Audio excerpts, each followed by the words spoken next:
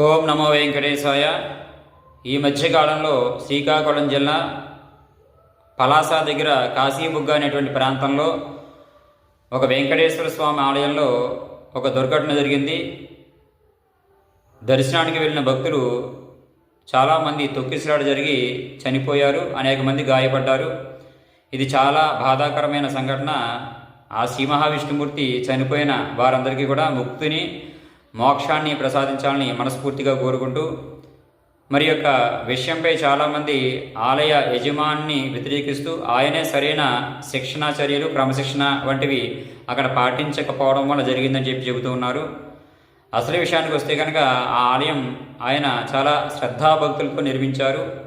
అంతేకాకుండా ప్రతినిత్యం కూడా సుమారు 3000 మంది భక్తులు దర్శనం చేసుకుంటారు. వచ్చిన వాళ్ళందరికీ కూడా ఒక సక్రమైన మార్గంలో దర్శనాన్ని కల్పిస్తూ ఉన్నారు. కానీ ఆ రోజు పర్వదినం కాబట్టి విశేషంగా భక్తులు 25,000 పైచీలకు ఒకేసారి ఆలయానికి రావడం జరిగింది. దీనివల్ల ఈ తొక్కిసలాట జరిగింది. ఆయన కూడా ఆ సమయంలో ఏమీ చేయలేని పరిస్థితి. ఇది ప్రకృతి సహజ సిద్ధంగా జరిగింది. అంటే బస్సులో ప్రయాణిస్తుంటే యాక్సిడెంట్ అయితే ఎవరిది తప్పు అంటే ఏం చెబుతాం? లేదా రోడ్డు మీద వెళ్తుంటే అనుకోకుండా ఎవరన్నా వచ్చి మనల్ని గుద్దేస్తే ఎవరిది తప్పు అంటే ఏం చెబుతాం? అనుకోకుండా జరిగిన సంఘటన కాబట్టి దీనికి ఆలయ యజమానికి ఎటువంటి సంబంధం కూడా లేదు. అది సహజంగా భక్తుల తాకిడి వల్ల జరిగింది అంతే. అంతేకాకుండా ఆయన విషయానికి వస్తే ఆయన చాలా మంచి కార్యక్రమాలు చేపడుతున్నారు. గతంలో కూడా లేని వారికి దాన ధర్మాలు చేయడము, పేదవారికి చక్కని దాన ధర్మాలు చేయడం, వస్తు రూపంలో ఇటువంటివన్నీ కూడా చేస్తున్నారు. ఇప్పటికీ కూడా చేస్తున్నారు.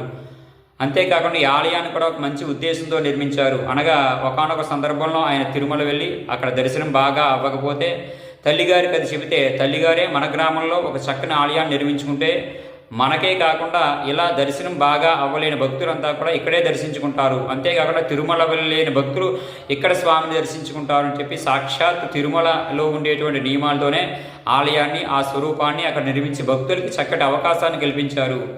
కాబట్టి ఇక్కడ లోటు అనేది, తప్పు అనేది ఎక్కడ జరిగింది అనగా భక్తులకి సరైన క్రమశిక్షణ లేకపోవడం వల్లే జరిగింది. కాబట్టి ఆలయానికి వెళ్తే ప్రధానంగా భక్తి కన్నా ప్రధానమైనది మనకి క్రమశిక్షణ.